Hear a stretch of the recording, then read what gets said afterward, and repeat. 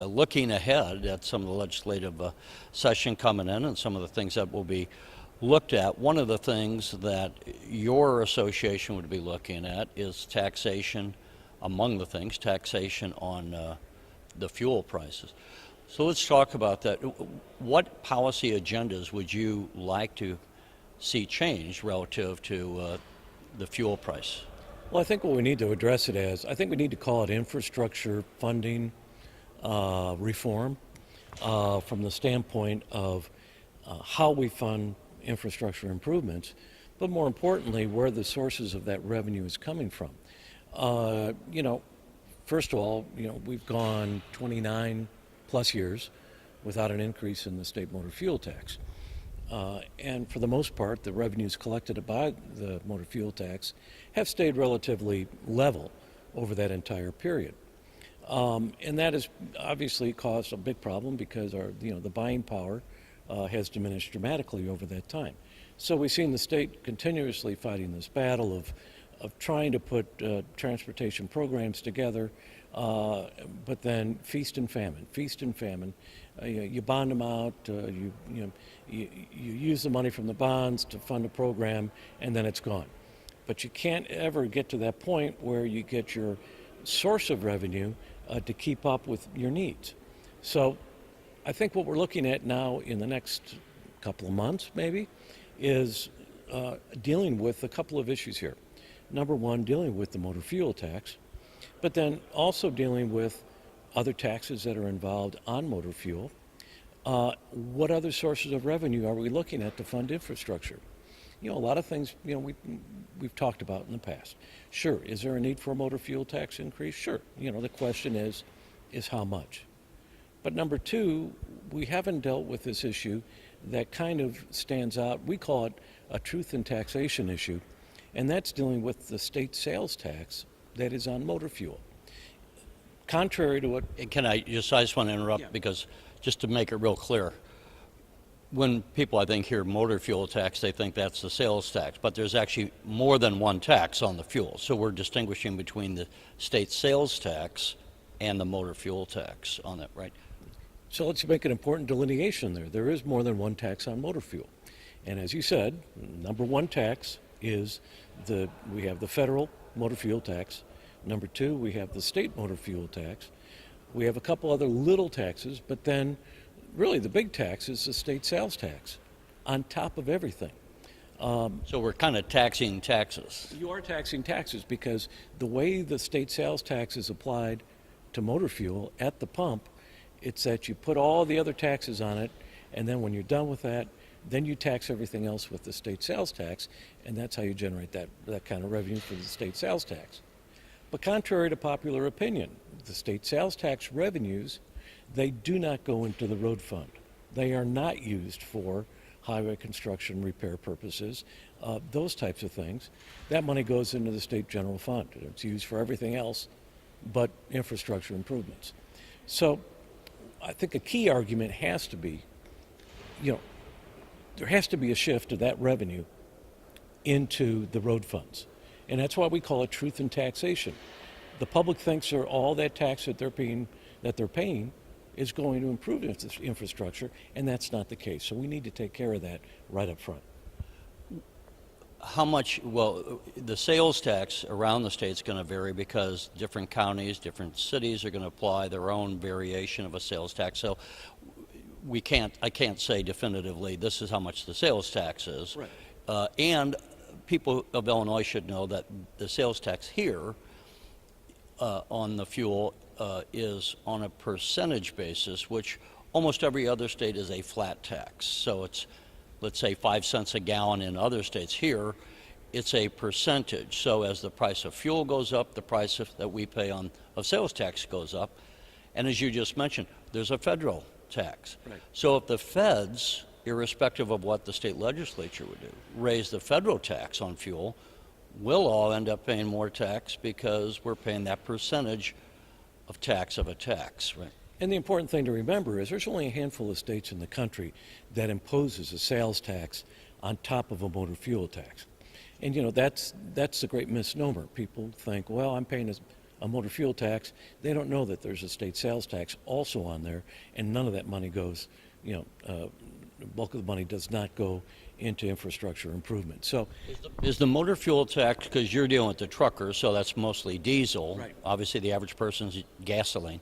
Is the motor fuel tax the same on diesel and gasoline? no, there's a diesel surcharge. So, the truckers are going to pay about an extra nickel per gallon on tax for the diesel fuel. And then you go to, in some counties in Illinois, you go into Cook County, and the Collier counties, they all have an extra tax. They have another tax on top of it. And that was supposed to be RTA tax. It's supposed to be used for the RTA in the Chicago area. But then you go into the city of Chicago, and you have another tax on top of the tax on top of the tax.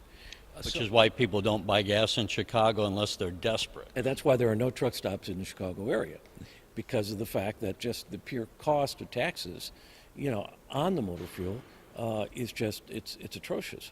And in times when motor fuel when the cost of motor fuel is higher than it is now, you oftentimes are paying more in sales tax than you are on motor fuel tax. So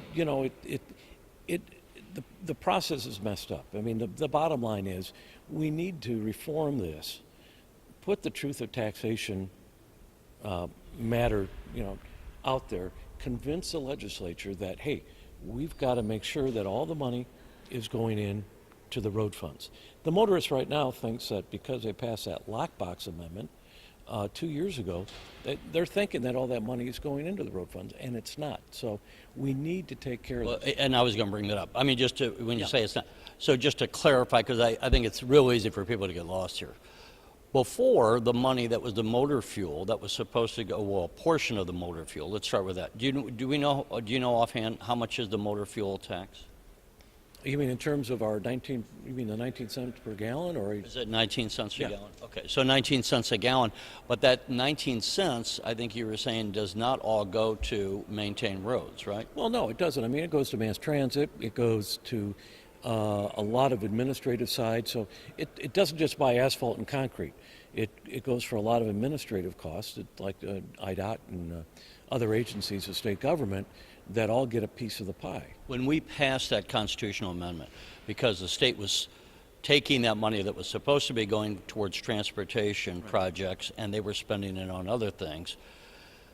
But does that 19 cents now go all to transportation since we've changed the Constitution? And is it too early, or can we start to see now that we have more money for transportation projects in the bank? Well, I think you can say there's been reform of how the money is allocated and how the money is used, but it's still going to be used for administrative cost. I mean, IDOT's argument is, hey, we got engineers, we got people who work on these projects. Yeah, we need to pay them out of the road funds. I mean, there's a construction account, there's a road fund, and there's a construction account. And that money, yeah, that's where it's going. So I think that is cleaned up a little bit. But here's the thing to remember. We haven't increased motor fuel tax since 1990. The buying power of that dollar that we collected in 1990 is half of what it was, Today, it's half of what it was then. And you got to remember, those revenues have not increased that time. So, we can see we've been going down this slippery slope for a long time. And really the only way to address this issue is, we find more stable forms of revenue. So in other words, take that money from the sales tax and put that into the road funds. We know the money's there. It can be used for that. The question is then, how much do we need in terms of a motor fuel tax increase to get us into firm footing? That's going to be a debate that we're going to have with the legislature and with other parties, because sure, a lot of people are going to say, raise it 30, 40 cents a gallon, do it now while the price of gasoline is cheap, and then people won't feel it. But then people are going to come back and say, we're going to feel it no matter what. And and for us in the industry, it is a cost of doing business. For the trucking industry, after putting a truck driver in the truck, second most expensive item that you have in your business is the fuel that you put in the truck. Well, and we don't want to forget that while truckers might pay the tax, the ultimate person paying is the consumer, Sure it is. who's getting their eggs, their lettuce, and all the stuff, the beer, whatever. I remember back when the gas was up to, $3.60 or something a gallon, even for a little four-door mid-sized car, you'd be paying $60 to fill your tank. Now we're doing it for maybe $25. But at the grocery store, they were having the signs, there was a motor fuel. I mean, they were being upfront. We're charging more just because the cost of the delivery was so much more. And the industry was right up front. When the